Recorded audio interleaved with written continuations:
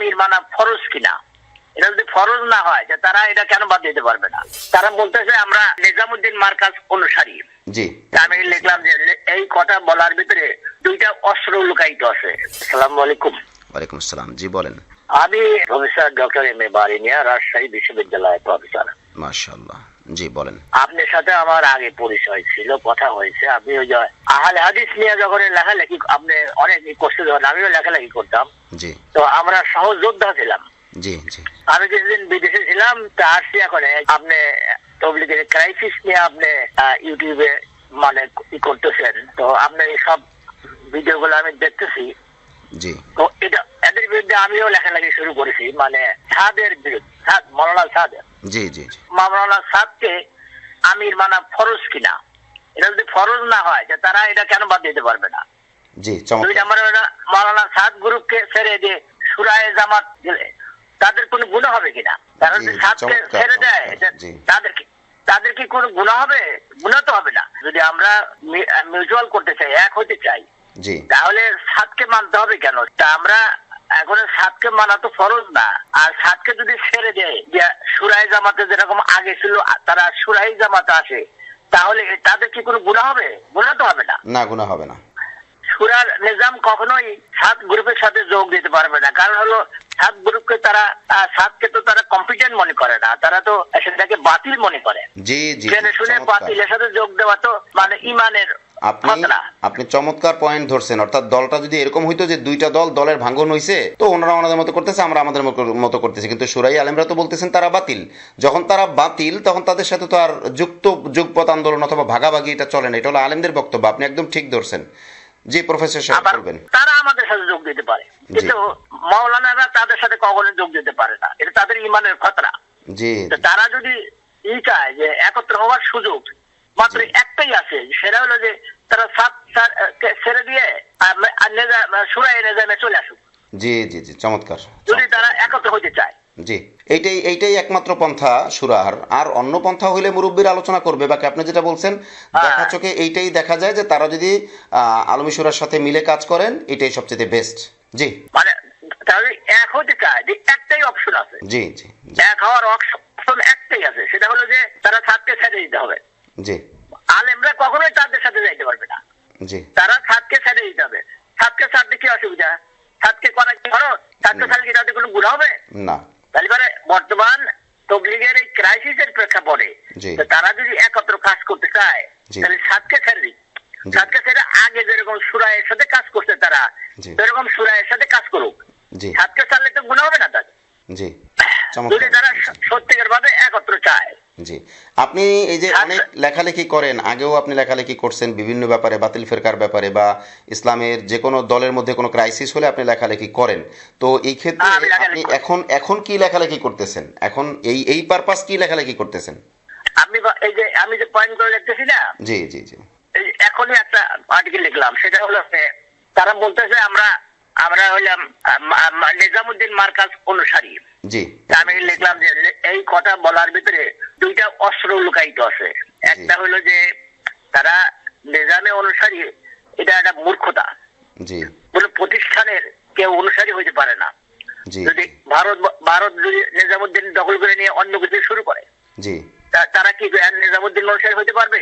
এটা সম্পূর্ণ গলত কথা। জি, গলত কথা। দুই নম্বরে হলো যে সাদ সাহেব আগে সুরাই নিজামের সাথে 15 বছর কাজ করছে, করার পরে সিনিয়র লোক গেছে, তখন তার ভিতরে বিশ্ব আমির হওয়ার লোভ জেগে উঠছে। এই লোভটা চরিতার্থ করতে তিনি এই যে বিভক্তি তৈরি করছেন। তো এখন সুরাই নিজাম বলার কারণে তার যে নাজায়েজ খায়েশ কারণে যে বিভক্তি হচ্ছে, এটাকে চাপা দেওয়ার জন্য তারা এই যে মানে এই কথা বলতেছে যে সুরাই নিজাম, তারা সুরা নাকি তারা নিজামুদ্দিনের অনুসারী। নিজামুদ্দিনের থেকে অনুসারী হইতে পারে না, এটা তো একটা ভুল গলত কথা। তো এই ভাই আমি লিখছি তো অনেক। না, আপনি তো একজন প্রফেসর মানুষ হওয়ার পরে আপনি যে ইলমি আন্দাজে কথা বলছেন, এটা তো ইলমি কথা। এটা হলো শরীয়তের ফান্ডামেন্টালি মৌলিক একটা কথা যে কোনো মানুষের অনুসরণ হইতে পারে না, কোনো স্থানের অনুসরণ হইতে পারে না, কোনো প্রতিষ্ঠানের অনুসরণ হইতে পারে না। অনুসরণ হবে শুধুমাত্র আল্লাহ আর আল্লাহর রাসূলের, এবং সেই পথ দেখানো, অর্থাৎ কোরআনের পথেও আউলিল আমর ওইভাবে করে। কিন্তু ওনারা যেভাবে বলছেন যে নিজামুদ্দিনের অনুসারী, সাদ সাহেবের অনুসারী, আপনি এটা ঠিকই ধরেছেন। বাকি আমরা ব্যক্তিগতভাবে মূলত এইভাবে পলিটিক্স আছে, আমাদের পলিটিক্সের কারণে করে, ওরা একটা জিনিস চাপা দিতে চায়। জি জি জি, যে আমরা হলাম নিজামী, আগেও ছিলাম আমরা নিজামের অনুসারী, এখনো আছি নিজামের অনুসারী, বরং আলেমরা আমাদের কিছু সংখ্যক আলেম আমাদের সাথে বিদ্রোহ করে আলাদা হয়ে যায়, তারা বিভক্তি সৃষ্টি করে। না, এই কথাগুলো শোনেন মহতারাম, এই কথাগুলো আমি তো অনেক শুনছি। আমি ওনাদের অনেক অনুষ্ঠান পরিচালনায় ছিলাম, সঞ্চালনায় ছিলাম। সব মিলে আমি যে জিনিসগুলো দেখছি, ওনারা এই কথাগুলো বলেন, এটা ওলামায়ে কেরাম আবার জবাবও দেন। হ্যাঁ, আখলাক টিভি থেকে আমরা জবাব দেইনি, বা আমরা এখনো ওইভাবে জবাবে যাচ্ছি না, কারণ ওনাদের আলেমরা যে কথাগুলো আমাদের মাধ্যমে বলছেন বা পার্সোনালি কথা বলছেন, এই সমস্ত কথার জবাব আমাদের কাছে ভুরি ভুরি আছে। আমরা মূলত আখলাক টিভি থেকে চাইছিলাম কি, যে উভয় পক্ষকে মাঠ পর্যায়ে যাতে মিলানো যায়, যাতে দ্বন্দ্ব কমানো যায়। কিন্তু সেটা ওনারা যে 17 ডিসেম্বর দিবাগত রাতে যে মানে অন্যায়টা করলেন, ওনারা মাঠে ঢোকার চেষ্টা করলেন অবৈধভাবে, মানে অনিয়ম পন্থা, এবং মানুষকে মিসগাইড করলেন, ওই জায়গা থেকে আমরা এবং বিভিন্ন তথ্যের ভিত্তিতে, যেমন ফেস দ্য পিপলে ওনারা ধরা খাইলেন, ওনাদের মুফতি মুয়াজ বিন নূর, এছাড়া ওনাদের নামে মামলা হয়েছে, এছাড়া আপনার বিভিন্নভাবে ওনারা যে মানে অন্যায় করছে, এটা আমাদের কাছে দিবালোকের মতো পরিষ্কার। এবং পিনাকি ভট্টাচার্যের যে ভিডিও বার্তা হয়তো আপনি দেখে থাকবেন, এই সমস্ত দলিল ডকুমেন্ট দেখার পরে আমরা ওইভাবে করে আর মিলানোর আশাটা অনেকটা ছেড়েই দিয়েছি। এখনো মিলানোর আশা আছে, যারা হক গ্রহণ করে তারা করবে, আমরা আমাদের মতো কাজ করে যাচ্ছি। কিন্তু জাতির এই ক্রান্তি লগ্নে আপনি একজন প্রফেসর মানুষ হয়ে যেভাবে লেখালেখি করতেছেন, বা যেভাবে আমাদের কাছে সহোদ্যোগী হয়ে ফোন করছেন, বার্তা দিতেছেন, এইভাবে করে মানুষ অনেক কাজ করতেছে আলহামদুলিল্লাহ। তো সেই ক্ষেত্রে আমাদের অনেক দায়বদ্ধতা আছে, যেহেতু আমরা ইসলামী কন্টেন্টগুলো নিয়ে বা ইসলামী বিষয়ে কাজ করি, ওই জন্য আমরা আমাদের মতো করে যাচ্ছি। আপনি চমৎকার বলছেন, আপনাকে অসংখ্য ধন্যবাদ। আমরা ইনশাআল্লাহ আপনি যে একটা ভিডিও করছেন যে মিলনের জন্য, জি, মুয়াজ বিন নূর আর হলো যে ওসামা বিন, জি জি, দুইজনের মানে সাক্ষাৎকার নিয়ে যে আপনি একটা ভিডিও বানাইছেন, আমি দেখলাম যে ওই ভিডিও দেখে তার কমেন্টের ভিতরে অনেক লোক বলতেছে যে মানে ওটা উল্টা অ্যাকশন হয়েছে। জি জি, তারা বলতেছে যে আজ থেকে আমরা খাদ সাহেবের অনুসারী হয়ে গেলাম। মানে এমন ভাবে ওরা কথা বলা উপস্থাপন করছে যে সেটা ওর ভিতরে যাবে, ওই ভিডিও হওয়ার কারণে আপনি মানুষ উল্টা হয়ে যাবে। প্রফেসর সাহেব, আপনাকে একটু ধারণা দেই, এটা আপনি জানেন, তারপর আপনাকে বললে আপনি আরো ভালো বুঝবেন। সেটা হলো কি, বাংলাদেশে অনেক মানুষই তালে তালে তাল দেয়, দলে দলে দল করে, মানে ইমান আমল আকীদা ওইভাবে ডিপে ঢোকে না। ওনাদেরকে সুযোগ দিয়ে কাজ করার দ্বারা কেউ যে মানে ওনাদের দলে ঢুকছে, খুব বেশি ওনারা হয়ে গেছে, হাইলাইট হয়েছে, ওই রকম হয় নাই। বরং আমরা আখলাক টিভি আরো সমালোচনার মধ্যে পড়ছি। আমাদেরকে মানুষ বলছে আমরা এতাতি হয়ে গেছি, আমাদেরকে মানুষ ছেড়ে চলে গেছে, অর্থাৎ আমাদের এত বছরের অর্জন ওনাদেরকে ফলোর দেওয়ার দরুন আমরা ক্ষতিগ্রস্ত হয়েছি।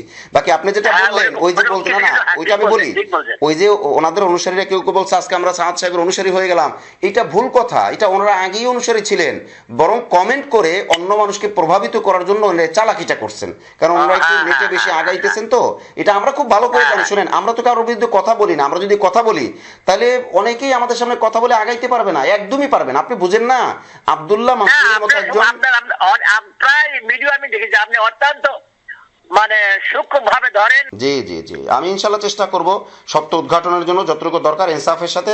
কারোর উপর দোষ চাপায় দেওয়ার কোনো সুযোগ আমাদের নাই, আমরা সেটা করি না, করব না। আমরা দেশের আইনকে মাথায় রেখেও কাজ করি, শরীয়তের আইনকে মাথায় রেখেও কাজ করি। প্রফেসর সাহেব, আপনাকে ধন্যবাদ। দুই কাজ করার পরে আমাকে একটা দিয়ে ওই যে আপনি দেখলাম একক দিচ্ছেন, তার মনে কি বলতে চায়, আপনি একটা ওইরকম একটা ভিডিও করতেছেন, ওইরকম একটা ভিডিও আমাকে দ্বারা করাই নিয়ে আপনি কি বলতে চাই। জি জি, ঠিক আছে, ঠিক আছে। আসসালামু আলাইকুম। ওয়ালাইকুম আসসালাম।